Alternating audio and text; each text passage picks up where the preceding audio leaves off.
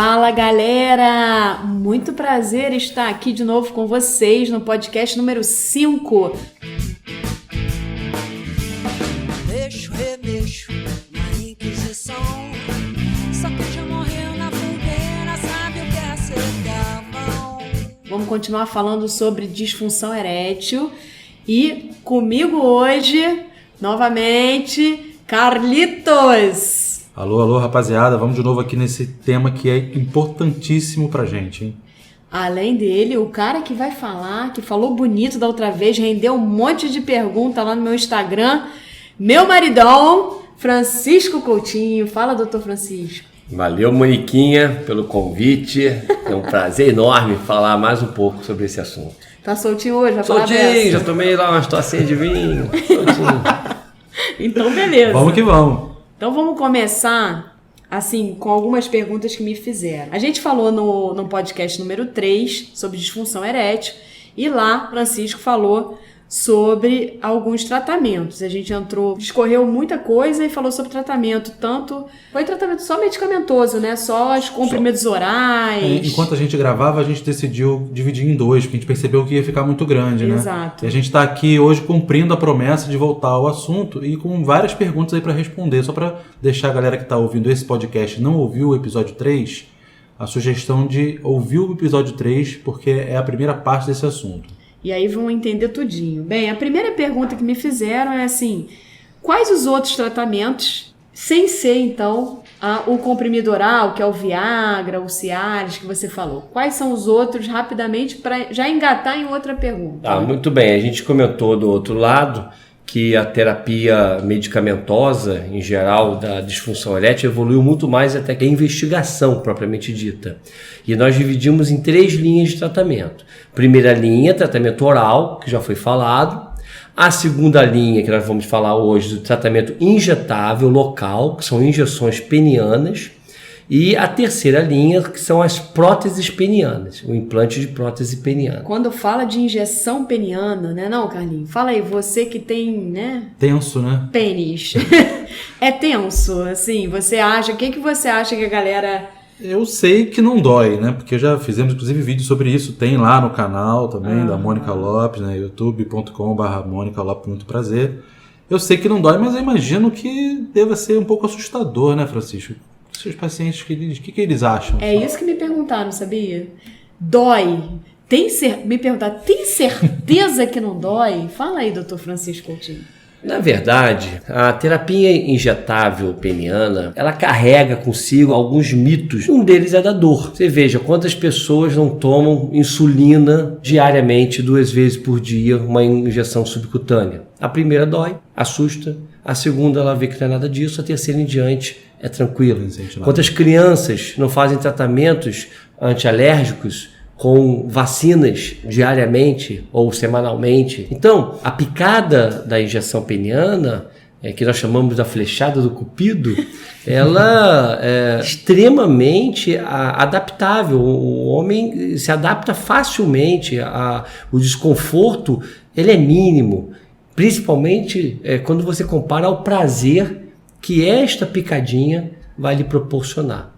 A injeção, a palavra injeção, ela gera no indivíduo, qualquer que seja, lá na raiz da infância dele.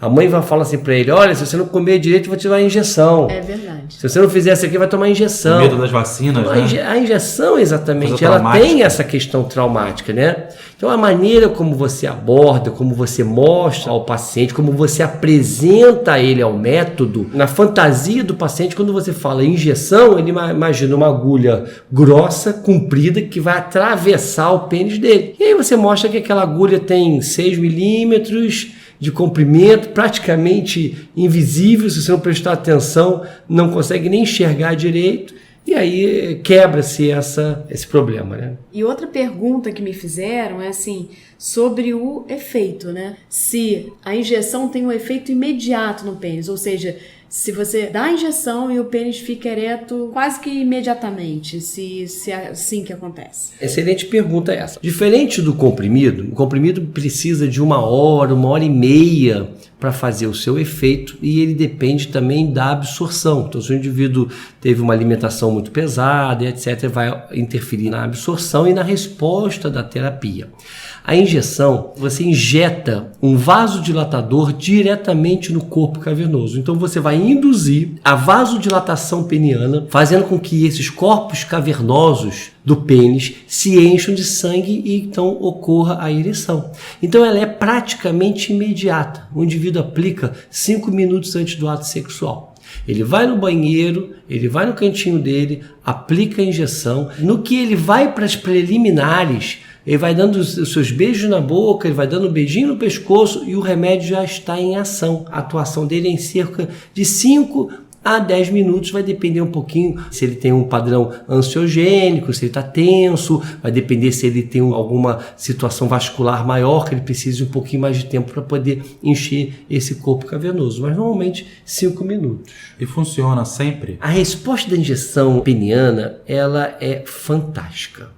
É uma pena que ela seja pouco divulgada. Ela é pouco divulgada, eu acredito, porque ela demanda treinamento. O urologista, quando ele prescreve uma medicação oral, ele prescreve isso em 5 minutos. O paciente sai, vai na farmácia, compra o comprimido, engole e pronto. A injeção peniana é igual você ensinar um indivíduo a dirigir. Pode sair e comprar um carro, uma moto ou uma lancha. Ele tem que aprender. Então demanda tempo de treinamento para você adequar a dose, ensinar a técnica para que evite assim alguma complicação. Então a maioria dos profissionais não querem esse tipo de trabalho. Não querem, não vale, não compensa, não vale a pena, financeiramente não é interessante e acabam não ofertando esse tipo de tratamento, que é uma pena. Porque a taxa de resposta da injeção peniana beira 95% dos casos. Isso, em medicina, é algo assim fantástico. Dificilmente uma medicação tem esse índice de resposta. Nós temos várias fórmulas disponíveis para poder fazer a injeção peniana. Então, conforme a resposta vai diminuindo, você vai modificando as fórmulas, você vai aumentando as doses, você vai titulando e assim esse indivíduo pode ficar anos a fio usando as medicações, apenas ajustando as suas doses. Veio uma pergunta da Bahia pra gente e eu achei bem interessante, perguntando: vem cá, eu nunca tinha ouvido falar dessa técnica de injeção peniana, é novidade isso? Veio junto, veio depois dos comprimidos orais? Olha, é interessante que a injeção peniana, ela é muito antiga, muito antiga. Ela iniciou na década de 80. O primeiro indivíduo a falar sobre a injeção peniana foi um cirurgião vascular chamado Virag. Quase Viagra, gente. Olha só, hein? Virag. O negócio era vanguarda. E mais interessante que um outro autor, em 1983, chamado Dr. Brindley, ele também fez essas pesquisas com uma outra droga que também era um vasodilatador e conta na história, né, nos anais da urologia, que no Congresso Americano de Urologia de Las Vegas, em 1983, ele levou vários diapositivos, né, vários slides, mostrando o pênis dele em graus diferentes de ereção para a plateia que estava assistindo. E curiosamente, como isso era uma novidade perante a plateia indiferente ou achando que aquilo não era nada demais, ele tinha se auto-injetado durante o congresso, abaixou as calças e andou na frente de todas as pessoas que estavam assistindo o congresso, mostrando a resposta, botou pra jogo, a resposta que a medicação fazia nele, ou seja, ele não tinha estímulo sexual nenhum naquele momento e ele mostrou que o pênis dele estava em ereção porque ele tinha aplicado a medicação. Obviamente que foi uma apresentação esdrúxula, provado e comprovado, mas ela ajudou muito a divulgar a injeção peniana. A partir desse momento, ela começou a ser utilizada com muita propriedade. Só podia ter sido aonde? Em Las Vegas. Las Vegas. Mas só podia ter sido lá, é o lugar. E interessante que a medicação peniana foi injetável, foi utilizada há muito tempo, porque você só tinha a opção das próteses penianas até então. Então ela foi utilizada como uma opção para aqueles casos que você não queria colocar uma prótese peniana. e não tinha nenhuma medicação oral, então ela foi muito utilizada até a chegada do Viagra. Quando o Viagra chegou, no início da década de 90, mais ou menos, aí as injeções caíram um pouco em desuso, porque muitos pacientes migraram para a medicação oral pela facilidade. Obviamente que aqueles que estavam muito bem adaptados à injeção, e eu tenho vários pacientes dessa época, recebiam o Viagra, tomavam o Viagra e falavam assim, muito bom, doutor, mas dê para outro porque eu estou muito bem com a minha injeção. Não vai trocar. Não trocar. Não vai arriscar. Não vai arriscar. O time está ganhando, né? E então estavam muito bem adaptados. E agora, recentemente, conforme os homens foram evoluindo, envelhecendo, vindo disfunções eréteis mais graves, principalmente após a prostatectomia radical, onde a resposta à medicação oral não é tão boa. Só para explicar para a galera aqui, a prostatectomia é retirada da próstata. A retirada completa da próstata devido a câncer. Então não é a cirurgia para o crescimento benigno da próstata, sim a retirada completa da próstata por câncer, e aí você tem uma lesão dos nervos e da microcirculação, levando a uma disfunção erétil mais difícil de ser tratada e com uma resposta pior à medicação oral. Só uma observação também que eu acho que vale a pena, que tem a questão da robótica agora, né, da cirurgia robótica para retirada da próstata. Muita gente acha que a robótica evita completamente uma disfunção erétil. Fala aí, Fran. Cirurgia robótica é um grande avanço. Acho que as cirurgias no futuro serão praticamente todas robóticas. Ela tem uma resposta cirúrgica do ponto de vista de recuperação do paciente fantástica, muito rápida. Agora, até o momento, todos os estudos que foram realizados não mostraram superioridade da técnica robótica sobre a técnica laparoscópica, que também é aquela do furinho, igual fazem na vesícula, e sobre a técnica aberta tradicional. Obviamente que com o tempo você tem uma maior visualização do feixe nervoso, eu acho que você tem uma melhor preservação. Eu acredito que no decorrer do tempo, dos anos, você tenha resultados melhores, mas isso não é uma garantia. Então o paciente que vai fazer cirurgia robótica, não é uma garantia de que ele vai ter uma resposta melhor tanto na incontinência quanto na ereção. Ele vai ter sim uma resposta melhor na recuperação, no menor tempo de uso de sonda e na recuperação pós-operatória. E o que nós vemos também é que a injeção peniana é o maior aliado na recuperação pós-cirurgia radical de próstata, porque é ela que traz ao indivíduo uma resposta erétil satisfatória para que ele possa ter um intercurso sexual dele satisfatório, feliz, tá? E evita o encurtamento peniano, a diminuição de resposta peniana, a reabilitação peniana pós-cirurgia radical de próstata se faz principalmente com a injeção peniana. Embora a grande maioria dos urologistas acabem por prescrever apenas medicação oral e fica o paciente com aquele pênis meio barro, meio tijolo durante meses sem ter uma resposta efetiva. O tratamento, a injeção, ela custa caro para o paciente? Não, a medicação tem um investimento extremamente compensatório porque ela demanda tempo. Então o paciente tem que ir várias vezes no consultório para que ele possa ter tranquilidade, que ele e o profissional que está cuidando dele possa ter então assim segurança para iniciar essa terapia. É um tratamento que praticamente não tem contraindicação. A contraindicação seria paciente que tem anemia falciforme, que é uma anemia em alguns indivíduos, principalmente da raça negra, e que são sujeitos a um quadro chamado priapismo, que é uma ereção prolongada. Tá? Então, assim, não é uma contraindicação absoluta, é uma contraindicação relativa. Então, não tem contraindicação, praticamente. O que você tem são reações adversas, como qualquer outra medicação. As duas reações adversas da injeção são a presença de um nódulo peniano, ou seja, ele aplicou errado, ele não está fazendo a técnica certa, está usando medicações inadequadas, ele pode ter uma fibrose, uma cicatriz interna do pênis, e isso aí pode ser ruim para ele no futuro. E a segunda é o priapismo, que é uma ereção muito prolongada, por mais de 4 horas, que aí sim é uma emergência médica, que esse indivíduo então tem que correr para o médico para ser revertido o quadro, senão ele sofre um infarto peniano. Que já falamos aqui em outro podcast. Nós já falamos, no episódio do Museu do Sexo.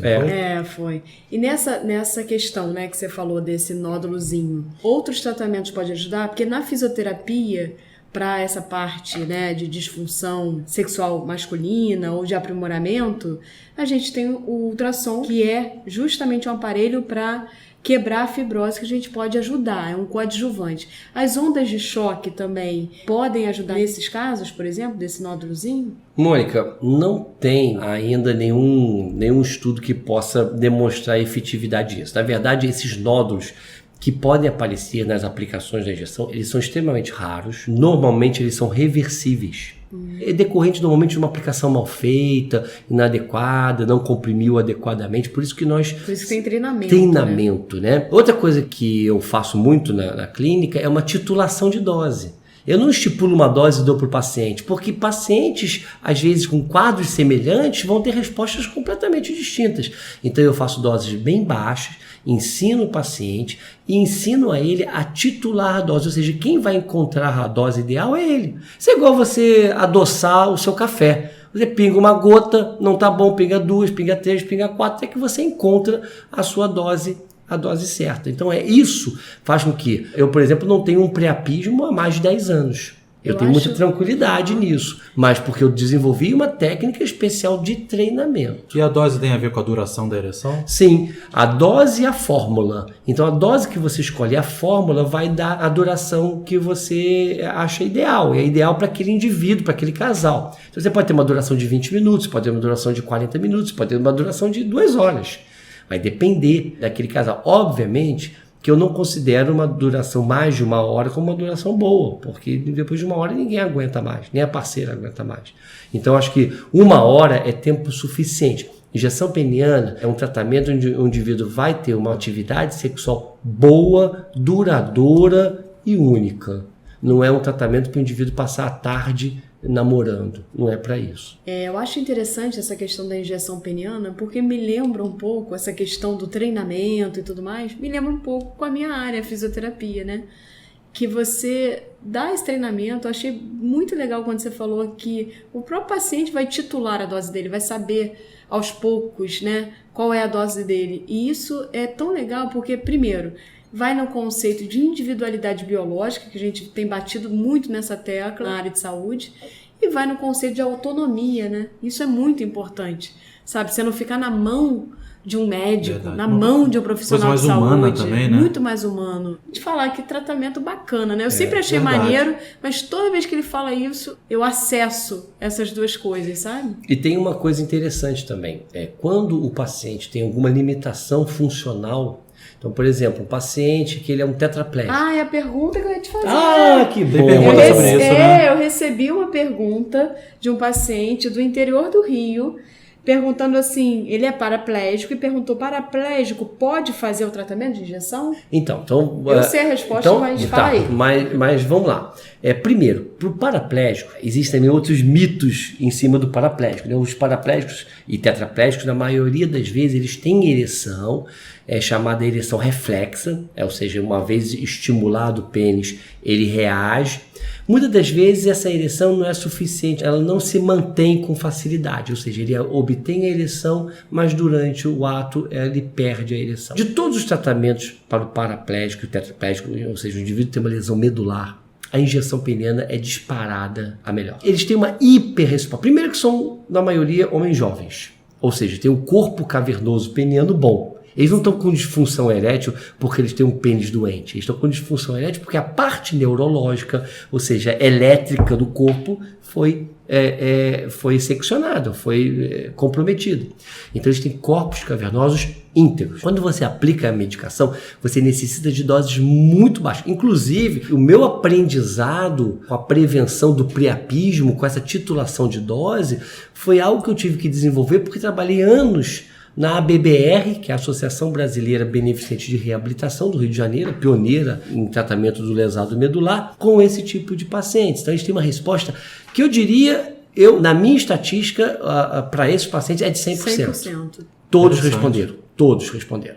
Então, Eles não acreditavam, provavelmente. Não, e é sensacional. Eles Esse ficam grupo loucos, de pacientes, malucos. então, é muito bom, porque eles têm muita tranquilidade de fazer, a sensibilidade peniana é ausente ou ela é diminuída, não tem nenhum problema quanto a isso. Muitos deles fazem antes do ato sexual um cateterismo, que é a introdução de uma sondinha para remoção da urina e deixar a bexiga vazia, evitar a perda urinária durante o ato sexual. Então eles fazem esse catéter, esvaziam a bexiga e logo em seguida fazem a aplicação. Acaba que responde a pergunta que muitas mulheres me falam, né? Porque a gente tem um trabalho de educação e saúde com sexualidade, com as pessoas que têm lesão medular, e muitas mulheres me perguntam, vem cá, mas nem sabia que cadeirante transava, nem sabia. Mas vem cá, eles não sentem nada? E tá, o pênis dele fica lá, você falou que tem tratamento, teu marido faz esse tratamento bacana e tal, mas e aí, não sente nada, gente? Ali naquele local, a gente pode dizer que realmente tem uma falta de sensibilidade, mas a cabeça está funcionando, a visão está funcionando. E a gente tem que lembrar que o prazer é muito além dessa região. Então, outras áreas acima da lesão são estimuladas por esse parceiro, por essa parceira desse cadeirante, e ele vai sim sentir prazer e pode ter orgasmo, que é chamado parorgasmo. Então, a gente não pode esquecer disso. E abre um precedente também de pensar assim, de refletir que na noitada, você já sabe, vamos abrir o leque, já viu a galera aí de cadeira de roda, sabe que, pô, tá dentro também, que a galera transa também. Temos vídeos sobre isso no canal, né? youtube.com/Mônica Lopes, muito prazer. Eu acho que isso aí pode ser um podcast só sobre a sexualidade do cadeirante. Verdade, tá anotado. Porque esse é um outro tema e ele é amplo e acho que a gente pode debater. Agora, voltando ao que eu falei da injeção, muitas das vezes quando o indivíduo tem uma alteração funcional, então, por exemplo, paciente muito obeso, ele não enxerga o pênis, como é que ele vai aplicar? Ou ele tem uma limitação de movimento, então nós treinamos a parceira. A parceira, então, ou o parceiro, né? Claro. O importante é que o paciente tenha, como a Mônica falou, autonomia. Ele vai aplicar onde ele tiver, com o parceiro ou parceira que ele tiver, depois de um treinamento adequado.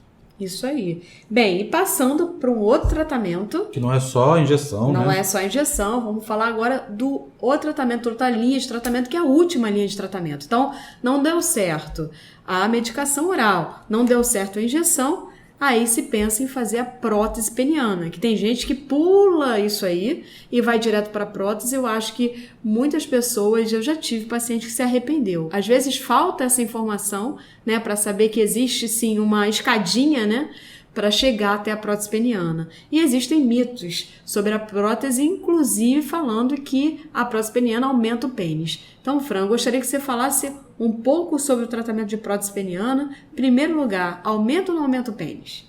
Não aumenta o pênis. Na verdade, a prótese peniana ela vai só preencher o corpo cavernoso daquele indivíduo, que são aqueles cilindros do pênis. E se ele tem um corpo cavernoso grande, ele vai ter um pênis grande. Se ele tem um corpo cavernoso pequeno, ele vai ter um pênis pequeno. Na verdade, a prótese peniana ela é considerada a terceira linha de tratamento. É a última opção terapêutica. É a terapêutica cirúrgica. O índice de resposta é excelente também. A resposta é muito boa. O sucesso é muito bom. Mas a prótese peniana, ela tem sucesso quando dá certo. Porque na maioria das vezes ela dá certo. Mas quando ela dá errado, nós temos um grande problema. Porque para colocar a prótese peniana, nós destruímos o corpo cavernoso. Então, o tecido responsável pela ereção, ele é destruído para que ocorra a implantação.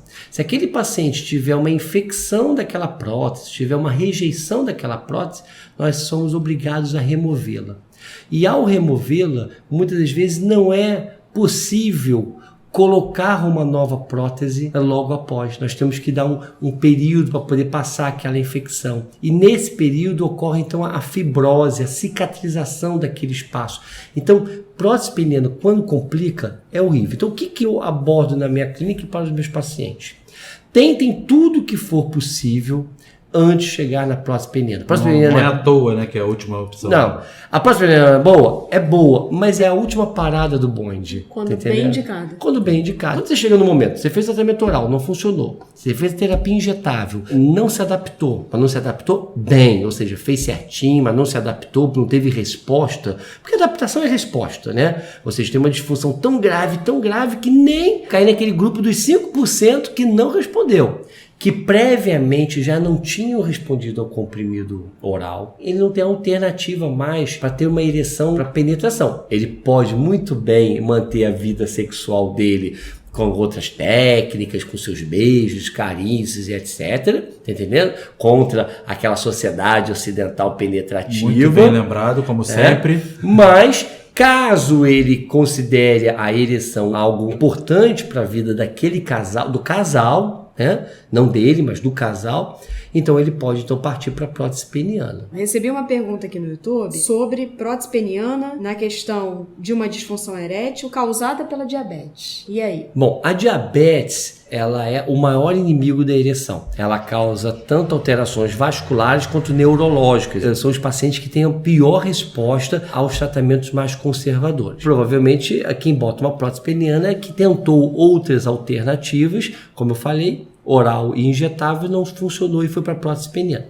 A prótese peniana, ela é excelente, ela vai dar ao indivíduo a capacidade de ter a penetração dele. Nós temos dois tipos de próteses penianas. As próteses infláveis, que são colocadas na grande maioria das vezes por serem de um custo muito mais acessível. E as próteses infláveis. As próteses infláveis são a BMW da andrologia, ou seja, são próteses que têm um mecanismo hidráulico que elas, quando estão desativadas, dão ao pênis um aspecto de flacidez. Então essas são as próteses que a gente normalmente coloca. Francisco, explica pra gente a diferença entre os tipos de prótese peniana, né? Elas são diferentes, tem técnicas diferentes, materiais diferentes e funções diferentes também. Sim, a técnica cirúrgica ela é muito parecida, mas as próteses são bem diferentes. A prótese maleável são 2 hastes de silicone com um cordão de prata ou de aço inox no interior delas, que dá a ela então maleabilidade, mas o pênis fica o tempo todo em estado de rigidez. A prótese inflável, essa estrutura que fica dentro do corpo cavernoso, ela é oca. Então existe um reservatório que fica intra-abdominal, ou seja, dentro do abdômen, e uma bombinha que fica na bolsa escrotal, no saco escrotal, né? Então quando o indivíduo quer ter a atividade sexual, ele bombeia por cima da pele, essa imperceptível bomba, e vai jogando líquido de dentro do reservatório para este cilindro que fica no interior do pênis. Então o pênis vai entrando em ereção, vai ficando rígido até o momento que ele acha que está satisfatório. Ele tem a atividade sexual dele e quando ele termina, ele desativa essa bomba. Ele aperta um determinado botão ali naquela bombinha na bolsa escrotal e o pênis então volta ao estado de flacidez, tornando mais fácil a utilização. Ou seja, não dá para perceber se a gente colocar 2 homens nus, um que tem uma prótese inflável e o outro que não tem prótese nenhuma, não dá para perceber a diferença, dá?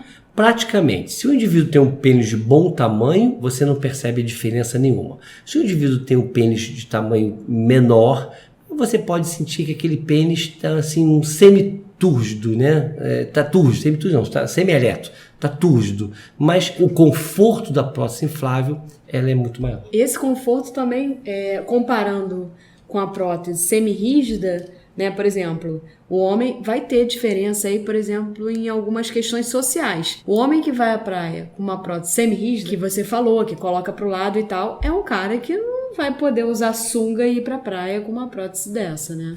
A não ser que... não sei. Do objetivo, né? Não ia ser legal. Acho que as pessoas iam achar que ele era tarado. Depende também do tamanho do pênis, talvez. Social. Acho que é uma questão. O indivíduo se adapta, tá entendendo? Ele vai...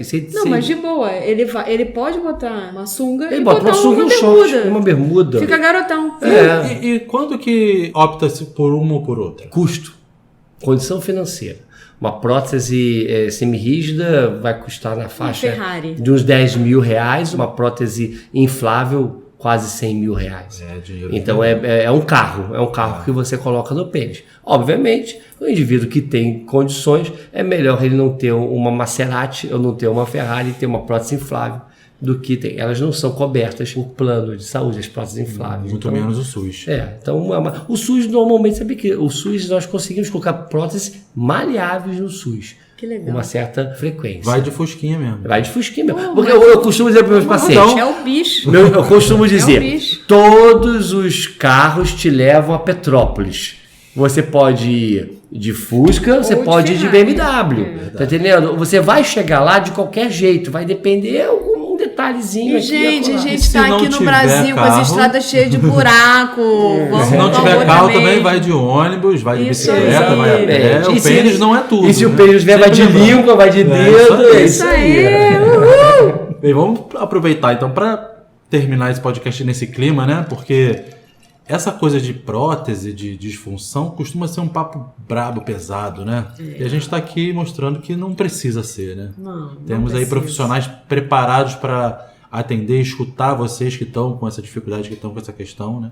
Procurem os profissionais, os urologistas, fisioterapeutas pélvicos, que estão aí, né, cada vez mais presentes na nossa sociedade. Chegamos ao final desse episódio. Foi um prazer. Foi muito prazer, mais uma vez. É você Muito mesmo. bom. Eu queria comentar mandar uma mensagem final que eu Por costumo favor. dizer aos meus pacientes. A penetração não é tudo, nós já falamos isso. Penetração é uma das partes da atividade sexual. Mas o homem ou o casal que considera a penetração algo imprescindível, só não tem uma ereção adequada quem não quer. 50%, 60%, 70% dos homens respondem com medicação oral. 95% dos homens respondem com tratamento injetável. E o restante responde com a prótese peniana. Nós teríamos, então, apenas aquele caso que tentou de tudo, que botou a prótese, que rejeitou, que não teve mais jeito, que seria 0,00001% dos casos, que aí assim não teria uma ereção possível para uma penetração. Então, homens, busquem os seus objetivos. E por isso que é importante cuidar da saúde de um modo geral, porque talvez esse 0, sei lá o que não ia responder, são aquelas pessoas que talvez fumem e não cuidam bem da saúde e aí acaba que rejeita até uma prótese peniana. Então, vale a pena essa reflexão também, né? Cuidar da saúde, fazer atividade física, melhorar a alimentação, para que essa ereção seja prolongada e quando alguma coisa acontecer fisiológica que acontece na nossa vida, encarar isso de boa e saber que tem tratamento, como outros tantos, para pressão arterial, para diabetes, e esse é um tratamento que deve ser encarado de uma maneira de boa, até porque é um tratamento que resgata uma autoestima absurda, um vínculo, um companheirismo, um amor, enfim, vida. O pênis é um reflexo do corpo. Se você não lida bem com seus problemas emocionais, você não vai lidar bem com as suas falhas eréteis. Se você não cuida adequadamente do seu corpo, se você não cuida de você, se você não faz esporte, se você não cuida da sua alimentação, você também vai ter as suas repercussões. Então, o pênis talvez seja o maior reflexo do que você faz com o seu próprio corpo. Boa, hein? Interessante. Que lindo Forte, né? isso. Muito bom. Adorei. Adorei.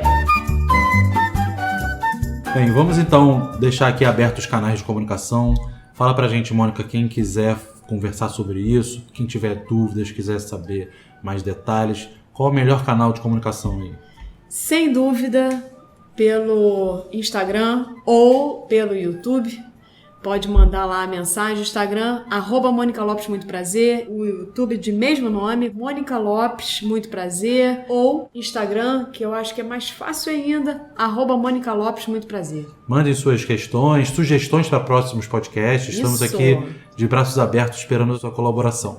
Isso aí. Viva feliz. Beleza? Vai, Valeu, Encerramos? Rui, um abraço. Parabéns. Obrigado. Yes, nós temos banana, banana pra dar e vender. Banana menina, tem vitamina, banana engorda e faz crescer.